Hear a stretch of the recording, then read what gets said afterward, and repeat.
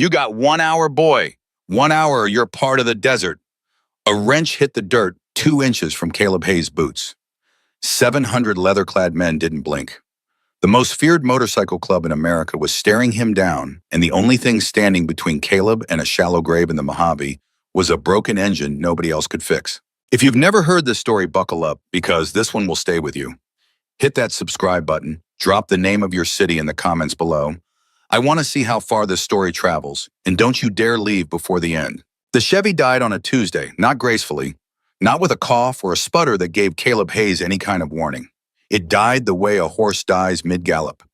Everything going, everything moving, and then nothing. Just a long, grinding scream from somewhere deep in the engine block, a shudder that traveled up through the floorboards and into Caleb's spine, and then silence so complete he could hear the wind pushing sand across the asphalt. He sat there for a second with both hands still on the wheel, foot still on the barn as if the truck might reconsider. It didn't. No, he said out loud. Not a curse, not a prayer. Just the word flat and quiet the way a man says it when he already knows the answer and doesn't have the energy to argue with the universe. He was somewhere east of Baker, California, and west of everything else. The Mojave stretched out in every direction like God had ironed the earth flat and forgotten to come back. No gas station, no billboard, no signal on the burner phone jammed in his jacket pocket. Just cracked asphalt, bleached rock, and a sky so wide and white it made your eyes water. Caleb climbed out and walked around to the front. He popped the hood. He stared. He didn't need to run diagnostics. He could smell it, that particular combination of scorched metal and boiled coolant that mechanics learn to recognize the way doctors recognize the smell of infection. Something inside had let go. Something fundamental. The kind of damage you don't fix on the side of a road with whatever's rattling around in a wheel well. He lowered the hood slowly like he was closing a casket. 23 years old, $112 in cash, one change of clothes in a garbage bag on the back seat. Wanted not officially, not with paperwork and warrants, at least not yet, but wanted the way men are wanted when they owe the wrong people the wrong kind of debt. The Delgado operation out of Las Vegas didn't file police reports. They filed bodies. He needed to move. Standing next to a dead truck on a desert highway was the opposite of moving. That was when he heard them. It started as a vibration he felt in his chest before he heard it in his ears, a low, rolling thunder that seemed to come from the earth itself. Then it separated into sound, into rhythm, into the unmistakable mechanical chorus of motorcycles. Dozens of them, then more. Then so many that the number stopped mattering, and it just became a wall of noise rolling toward him from the west. Caleb turned. The first thing he saw was the dust cloud, then the chrome, then the patches. He'd grown up in Nevada. He knew what a patch looked like. He knew the death's head. He knew the red and white. He knew what it meant when 700 Hell's Angels materialized out of the desert heat like something between an army and an act of God. He had exactly enough time to think I should run. He didn't run. There was nowhere to run to. The lead rider slowed first, then the ones behind them, the whole procession compressing like an accordion, filling both lanes in the shoulders until 700 motorcycles had come to a stop and 700 men were looking at him. The sound died. 700 engines cut in a rolling wave of silence that was somehow louder than the noise had been. No one spoke. The air smelled like exhaust and heat and something faintly chemical that Caleb couldn't identify until later, much later, when he had enough distance to think clearly. It smelled like power. The specific atmospheric pressure of men who have never in their lives been told no and survived it. A prospect, young, thick-necked, wearing a bottom rocker that said "Prospect" in letters big enough to read from 30 feet, climbed off his bike and walked toward Caleb with the measured, unhurried confidence of a man who knows the outcome of every situation before it begins. "Dead," the prospect said, nodding at the Chevy. "Yeah, figures." He wasn't talking about the truck anymore. He was talking about Caleb's situation, his odds, his immediate future. Come on. It wasn't an invitation. Caleb understood that much. They walked him through the middle of it, through the crowd of bikes and men, through the smell and the sound of low conversations that stopped, as he passed through the weight of several hundred pairs of eyes that tracked him with the flat professional assessment of people who have spent decades judging strangers and have gotten very good at it. He kept his hands visible. He kept his pace steady. He didn't look around like a tourist, and he didn't look at the ground like a coward. He looked straight ahead and kept his breathing even, and told himself that if they wanted him dead, he'd already be dead, and that had to count for something. The inner circle was gathered near a cluster of bikes at the center of the formation. Caleb counted 6 men before he stopped counting because one of them took up enough presence for 12. Big Jim Carver was 6'4" and built like something that had been welded together instead of born. His beard was iron gray, his arms were mapped with ink that had started to blur at the edges with age, and his eyes were the particular pale blue of a sky right before a storm turns serious. He was holding a silver chronograph watch in one hand and staring at it with the focused intensity of a man doing math he doesn't like the answer to. He looked up when Caleb arrived. He looked at him for a long time without saying anything. Then, engines. It wasn't a question. Caleb didn't know how he knew maybe the grease embedded in the creases of Caleb's knuckles, the kind that doesn't come out with soap, the kind that's been there so long, it's become part of the fingerprint. Maybe the way Caleb had been looking at the bikes as he walked through, not in awe, but in assessment, cataloging displacement and carb setup and exhaust note the way other people notice faces. Some, Caleb said. Some. Big Jim repeated the word like he was testing its weight. Then he turned and gestured at the motorcycle beside him. Caleb looked at it for the first time. He'd never seen anything like it. He'd seen expensive motorcycles. He'd worked on bikes worth more than most houses. But this was something else entirely. The Sovereign, he didn't know its name yet, would learn it later, was a custom Harley-Davidson built on a frame that was half engineering and half sculpture. Platinum-plated titanium accents caught the desert light and turned it into something warm and alive. Every component was bespoke, hand-fitted, finished to tolerances that most machine shops couldn't hold. You could feel just standing near it that this machine represented not just money but intention. Someone had wanted it to be perfect and had possessed the means to make it so. It was also completely silent. In the middle of 700 running motorcycles, the Sovereign wasn't running. It sat there like a king who'd had a stroke, all the majesty still visible, and all of it useless. That machine, Big Jim said, leads our tribute ride, 2 o'clock. He looked at the chronograph. 53 minutes from right now. He looked back at Caleb. Wrench.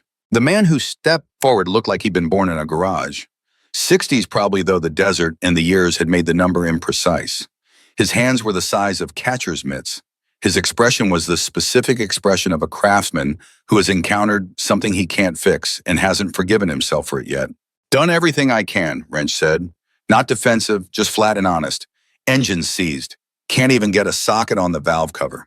Something's locked it up from inside. He shook his head once. I've been wrenching for 38 years. I've never seen anything lock up like this. Caleb looked at the bike. He looked at Wrench. He looked at Big Jim. 53 minutes, Big Jim said again. The chronograph clicked in his hand. Caleb took a breath. Can I look at it? Big Jim stepped aside. Caleb crouched next to the Sovereign and got quiet in the way mechanics get quiet, not silent exactly, but internally. Still, every sense redirected outward toward the machine. He put his hand on the engine casing and felt nothing which told him something. He leaned close to the intake and breathed in slowly and tasted the air that came back unburnt fuel.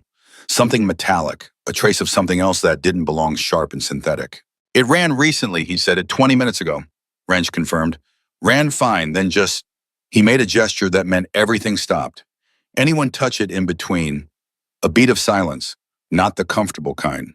No, said a voice from behind him.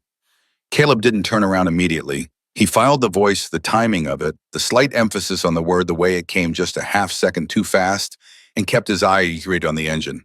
What tools do I have access to? Whatever I've got, Wrench said, which is considerable, but I already used all of it. Caleb stood up. I need an electric drill.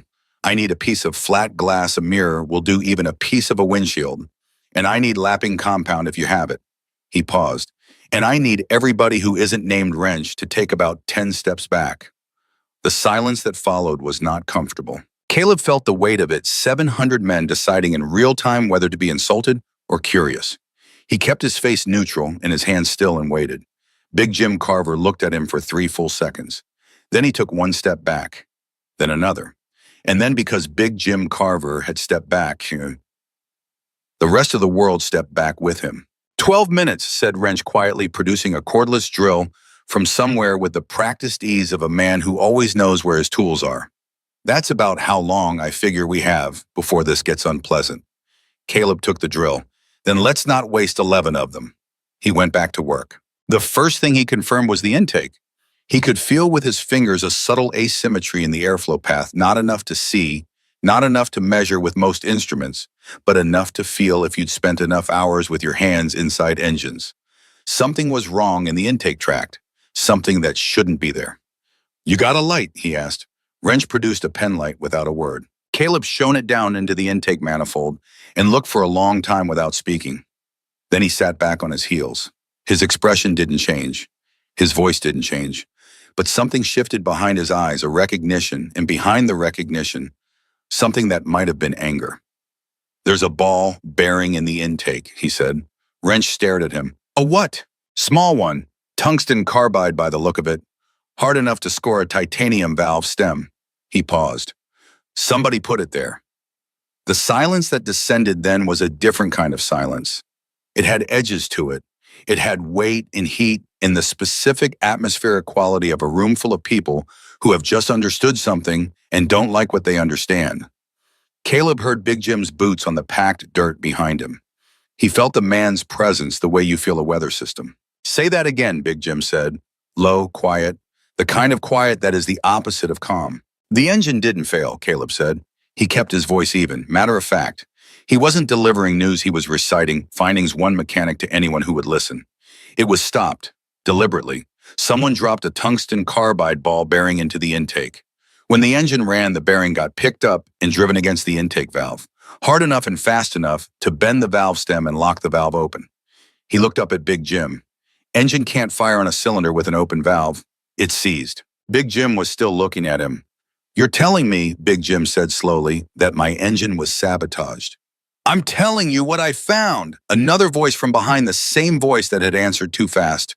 "He's making it up. How do we know this kid knows what he's talking about? He's a stranger. He could be putting something in the engine right now for all we—" "Wyatt." Big Jim said the name once, and the voice stopped. Caleb didn't turn around. He could feel the shape of the thing now, not just the mechanical problem, but the human one surrounding it.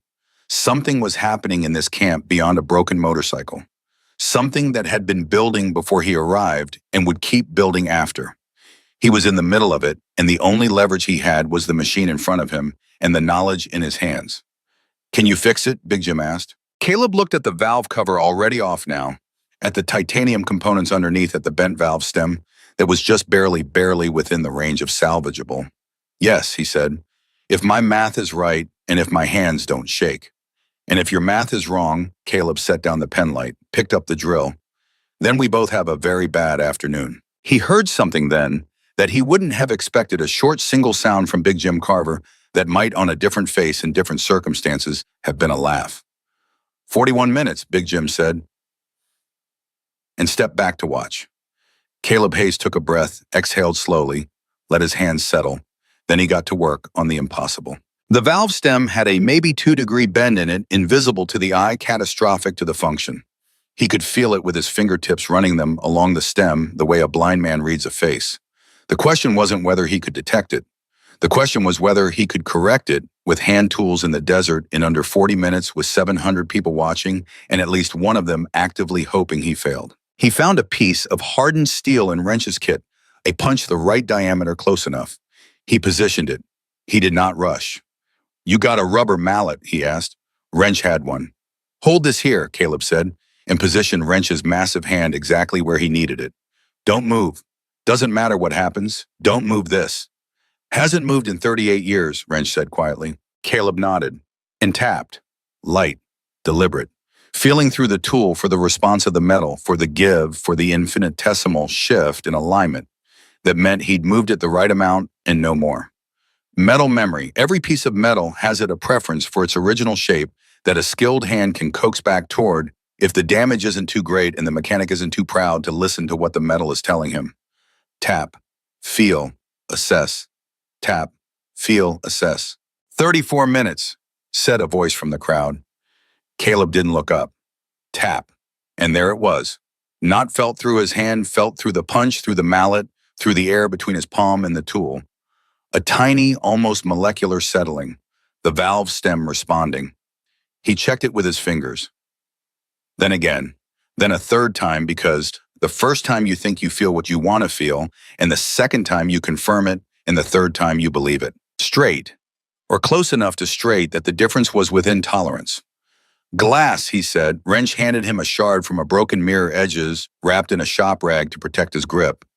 Caleb set it flat and poured a small amount of lapping compound onto the surface valve grinding compound aluminum oxide suspended in a carrier, abrasive enough to cut metal.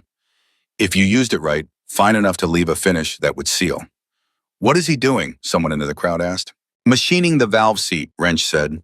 He didn't elaborate, but there was something in his voice, a teacher watching a student execute something he'd spent decades mastering, executed by someone who'd never been taught. Just knew. Caleb worked the drill against the glass using the abrasive compound to dress the cutting surface, then transferred the compound-coated flat surface to the valve seat in the head. He worked in slow, even circles. Not fast. Fast was the enemy here. Fast meant uneven contact. Uneven contact meant a valve that wouldn't seal. A valve that wouldn't seal meant nothing. His hands were sweating. He could feel the blisters forming on his index finger and thumb. The compound was working on his skin the same way it was working on the metal. He didn't stop. 22 minutes. Someone in the crowd said something he couldn't make out. Someone else responded. The temperature of the ambient noise changed slightly, not louder but denser, more charged. He noted it and kept working. Wyatt, Big Jim's voice again, still quiet. You're gonna want to stay right where you are. Caleb still didn't look up, but he filed it. He'd been in enough garages, enough situations, enough rooms full of people with competing agendas to know when a secondary problem was metastasizing in his peripheral vision. Whoever Wyatt was, whatever he'd done, and whatever he was afraid of someone proving he'd done the man, was getting more dangerous with every minute that Caleb Hayes moved closer to fixing this engine. That was useful information. He tucked it away and kept working the valve seat. At 19 minutes, he stopped, cleaned the seat with a rag, examined the surface in the penlight's beam. The finish was even concentric circles of worked metal, the kind of precision that takes machinists years to produce on equipment that costs more than most cars. He'd done it with a piece of mirror and a drill. His hands were shaking slightly. He pressed them flat against his thighs and waited for them to stop. Well, Wrench asked. Needs to seat, Caleb said. Do you have any oil engine assembly lube? Wrench had it. Of course he had it. Caleb lubed the valve stem, set the valve back into position, and began the process of seating it, loading it against the reconditioned surface with controlled pressure, checking the contact pattern, adjusting. 16 minutes, someone called. The crowd had gotten quieter. Not the silence of indifference, the silence of people who are watching something they don't fully understand but can feel as significant. The collective held breath of 700 men who wanted something to be true. 14. Caleb seated the valve, checked the stem clearance with a feeler gauge he'd borrowed from Wrench's kit. Within spec. Not by much. Within spec. He sat back. Reassemble it, he said to Wrench. You know this engine better than I do. I'll direct you execute. Wrench looked at him for a moment, then he nodded and something passed between them. Not words, just a specific mutual recognition of two people who speak the same language. They worked fast.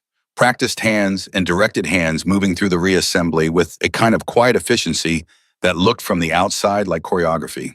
8 minutes, the voice said. It sounded different now, still counting, but with something underneath, something that might have been suspense. The valve cover went on. Torque it down. Caleb ran his hand over the engine casing one more time, feeling for anything out of place, anything wrong, anything he'd missed. His hand stopped. Just for a second. Just a fraction of a second. Then it moved on, because his hand had found something, a smear on the underside.